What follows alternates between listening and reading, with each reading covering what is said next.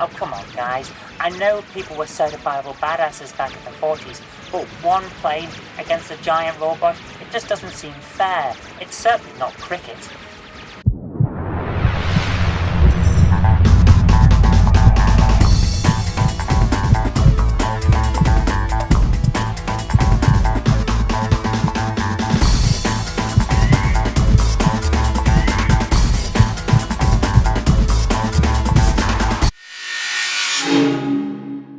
Hello and welcome to another episode of GameHammer. Today we're having a look at 1945 Part 2. It's the sequel to Strikers 1945, or just 1945 as I know it. And it is another of those classic style vertically scrolling shooters. Fantastic game, lots of good fun, so let's take a look straight away. So we've got the same original 2, which is a push scroller or sideways arcade mode as the original game. So it's exactly what you'd be expecting.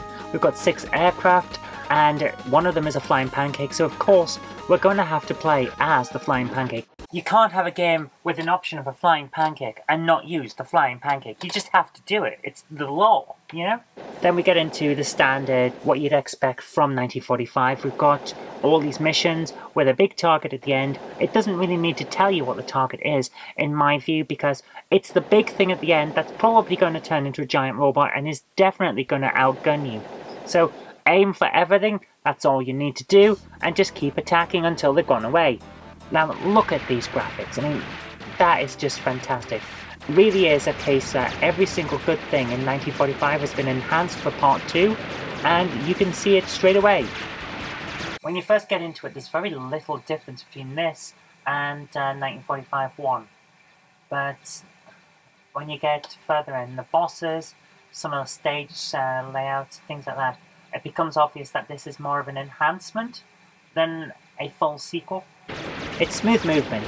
The enemies fly in noticeable formations like you'd expect, but the detail is much greater, the firepower is often greater, and look at that, moving around left, right, up, down, whatever you need to avoid the bullets. It's a hail of bullets, it will take some of your power off. We now have some power to take off, rather than just being a case of one-hit kills, but you still will die very, very quickly because there's a lot of stuff on screen there that just exploded. A lot of stuff on screen that will kill you really, really quickly. Now here's one of the first big bosses. You can tell it's a boss because it turned into a giant robot and it's filling the screen with enemy firepower. It's not hard to beat if you know the pattern. All of these games are about learning the pattern, but not necessarily the pattern of the movement of the enemies. It's more a case of learning the pattern of the movement of the bullets. It's moved more into bullet hell than the original did, and I think it's made for a more strategic game because of it.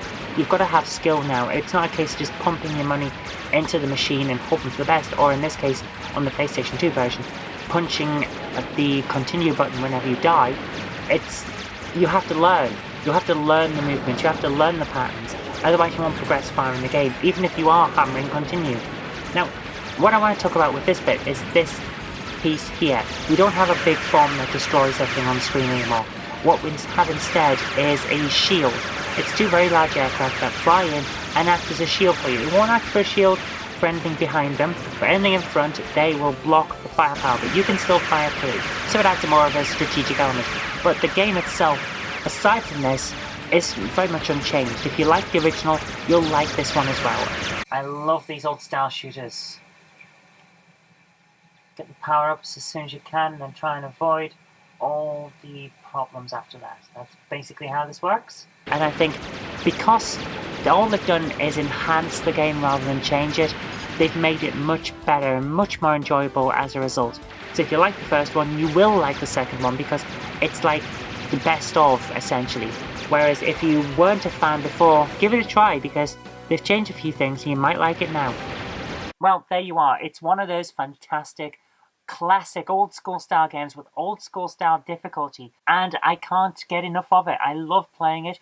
It's one I come back to time and time again. It's also very, very cheap at the moment on PlayStation 2, so I recommend you get a copy while you can, because I think this one is one of those that collectors are going to want when they start collecting for PS2. Now, that's all I've really got time for today, so thank you very much for watching. I hope you did like it as much as I did, because this is a classic game. And if you did like it, remember to click that like button, share it with your friends so that they'll know a good game when they see it, and do subscribe for future videos because there will be more in the future. But until next time, I've been Kirk-Robinson. You've been watching GameHammer on the Knob Mouse channel, and I'll see you later. Today's video is brought to you by my graphic novels, The Collected Life of Knobty Mouse, Volume 1, All Over the House, Volume 1, and All Over the House, Volume 2. Thank you.